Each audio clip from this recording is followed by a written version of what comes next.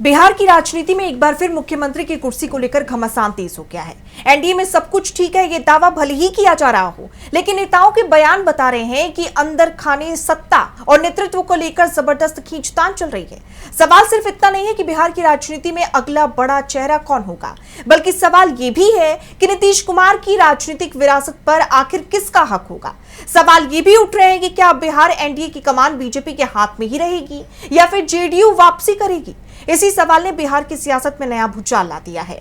RLM प्रमुख उपेंद्र कुशवाहा ने पूर्व मुख्यमंत्री और जेडीयू के राष्ट्रीय अध्यक्ष नीतीश कुमार की राजनीतिक विरासत को आगे बढ़ाने की इच्छा जताकर राजनीतिक गलियारों में हलचल मचा दी। दरअसल राजगीर में आयोजित आरएलएम के विमर्श शिविर में उपेंद्र कुशवाहा ने नीतीश कुमार के लंबे राजनीतिक सफर की तारीफ की और कहा कि उनकी पार्टी इस राजनीतिक विरासत को संभालने के लिए तैयार है। लेकिन कुशवाहा का यह बयान सामने आते ही जेडीयू नेताओं के तेवर बदल गए। सवाल उठने लगा कि आखिर एनडीए के सहयोगी दल का नेता जेडीयू और नीतीश कुमार की विरासत पर दावा क्यों कर रहा है। बिहार सरकार के मंत्री और जेडीयू के वरिष्ठ नेता मदन सहनी ने उपेंद्र कुशवाहा के बयान को उनकी व्यक्तिगत इच्छा करार दिया। उन्होंने साफ तौर पर कहा, जेडीयू के अंदर ये स्पष्ट है कि नीतीश कुमार की राजनीतिक विरासत को आगे बढ़ाने की क्षमता निशांत कुमार में है। पार्टी के कार्यकारी अध्यक्ष संजय झा, विजय चौधरी समेत तमाम वरिष्ठ नेता और कार्यकर्ता इस दिशा में अपना रुख स्पष्ट कर चुके हैं। यानी उपेंद्र कुशवाहा ने जैसे ही विरासत की बात की, जेडीयू ने तुरंत अपने दरवाजे बंद करने शुरू कर दिए। मदन सहनी का सीधा संदेश था कि जेडीयू को किसी दूसरे दल के नेता की जरूरत नहीं है। पार्टी अपने नेतृत्व और भविष्य का फैसला खुद करने में सक्षम है। अब सवाल उठता है कि बिहार में आखिर ये विरासत की लड़ाई इतनी बड़ी क्यों होती जा रही है। दरअसल बिहार में मुख्यमंत्री पद को लेकर पहले से ही राजनीतिक घमासान मचा हुआ है। सत्ता परिवर्तन और नेतृत्व को लेकर अलग अलग तरह की चर्चाएं लगातार सामने आती रही हैं। एक तरफ एनडीए एकजुट होने का दावा करता है, दूसरी तरफ नेताओं के बयान बार बार ये सवाल खड़ा कर देते हैं कि क्या गठबंधन के अंदर सब कुछ सच में सामान्य है।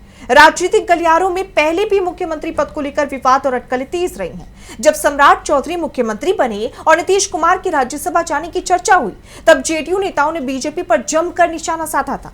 आपको याद होगा, उन्होंने आरोप लगाए थे कि नीतीश कुमार पर दबाव बनाकर उन्हें सक्रिय सत्ता की राजनीति से दूर करने की कोशिश की जा रही है, ताकि बिहार में बीजेपी का मुख्यमंत्री स्थापित किया जा सके। और हुआ भी कुछ ऐसा ही। सम्राट चौधरी नए मुख्यमंत्री बने। उस समय यह विवाद लंबे समय तक बिहार की राजनीति में छाया रहा। लेकिन अब एक बार फिर वही सवाल लौट आया कि क्या मुख्यमंत्री की कुर्सी सुरक्षित है। क्या एनडीए के अंदर नेतृत्व को लेकर नई लड़ाई शुरू हो चुकी है। क्या नीतीश कुमार की राजनीतिक विरासत को लेकर भी सहयोगी दलों में प्रतिस्पर्धा बढ़ती जा रही है। यही वजह है कि उपेंद्र कुशवाहा का एक बयान बिहार की राजनीति में इतना बड़ा मुद्दा बन गया। उपेंद्र कुशवाहा ने अपने बयान में कहा था कि नीतीश कुमार ने लंबे समय तक बिहार के मुख्यमंत्री के रूप में सेवा दी और अब उन्होंने राजनीति से विश्राम लेने का फैसला किया है। उनके सक्रिय राजनीति से पीछे हटने के बाद बिहार की एक बड़ी राजनीतिक जमात के सामने सवाल खड़ा है कि उनकी राजनीतिक विरासत को आगे कौन बढ़ाएगा। बस यहीं से विवाद शुरू हो गया। और 20 साल के बाद अगर बिहार आ रहा होगा तो शायद वह देखकर अपना गांव भी ठीक से ना पहचान पाए। सबसे पहले पटना की राजधानी में उतरेगा तो पता ही नहीं लगेगा कि हम पटना में है कि कहां है।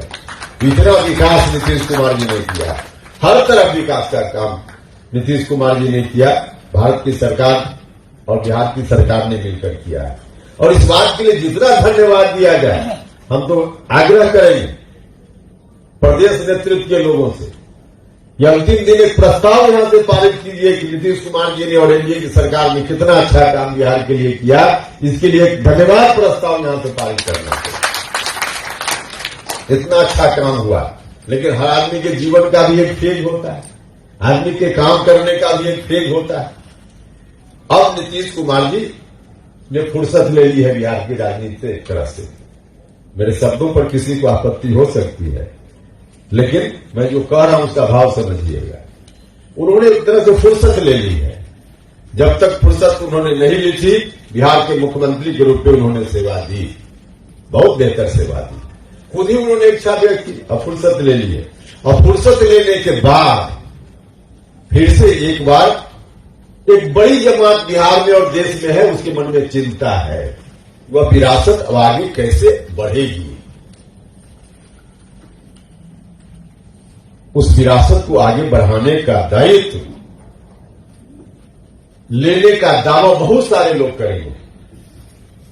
अब आज की तारीख में हमारा दावा है कि हम कितना आगे सफल होंगे हम नहीं जानते हैं, लेकिन बिहार में एक बड़ी जमात है जिसकी अपेक्षा, जिसकी आकांक्षा है कि राष्ट्रीय लोक मोर्चा को यह दायित्व संभालना चाहिए, अपने हाथ में लेना चाहिए। कुशवाहा के बयान को विपक्ष और राजनीतिक विरोधियों ने अलग अलग तरीके से उठाना शुरू कर दिया है। सवाल किया जा रहा है कि क्या एनडीए के अंदर अब नीतीश कुमार के बाद की राजनीति पर खुली चर्चा शुरू हो चुकी है? क्या उपेंद्र कुशवाहा ने सिर्फ अपनी राजनीतिक इच्छा जाहिर की या इसके पीछे बिहार की बदलती राजनीतिक तस्वीर का कोई बड़ा संकेत छिपा है? विवाद बढ़ता देख उपेंद्र कुशवाहा को सफाई भी देनी पड़ी। उन्होंने कहा कि उनके भाषण को तोड़ मरोड़ कर पेश किया जा रहा है।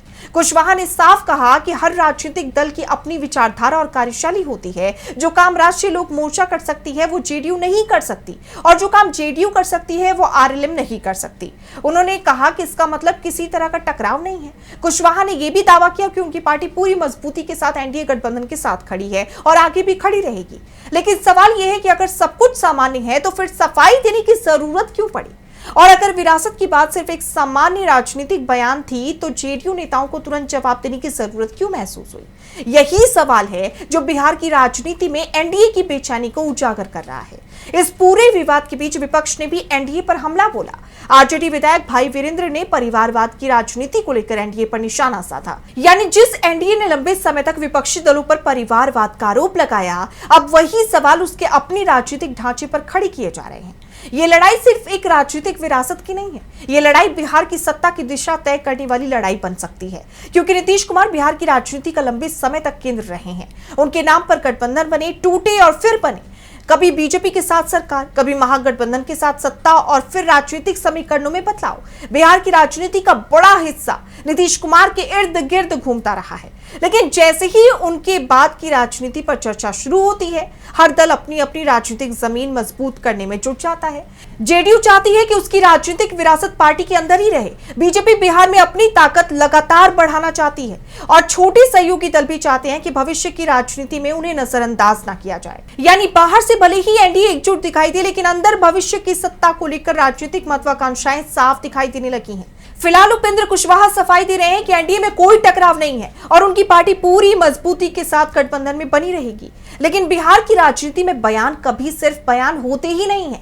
एक बयान कई नए सवाल खड़े करता है और इस पर सवाल सीधे बिहार की सत्ता, मुख्यमंत्री की कुर्सी और नीतीश कुमार की राजनीतिक विरासत से जुड़ा है। अब देखना होगा कि जेडीयू इस विवाद को कितनी जल्दी शांत कर पाती है। क्या निशांत कुमार के नाम पर पार्टी के अंदर सहमति बनती है? क्या उपेंद्र कुशवाहा भविष्य में भी इस मुद्दे को उठाते रहेंगे? और सबसे बड़ा सवाल, क्या एनडीए के अंदर नेतृत्व की ये खींचतान आगे चलकर किसी बड़े राजनीतिक विस्फोट का कारण बनेगी? फिलहाल बिहार में सत्ता की कुर्सी को लेकर फिर से चर्चाएं तेज है, बयानबाजी जारी है और हर नेता अपने राजनीतिक भविष्य को सुरक्षित करने की कोशिश में जुटा हुआ है।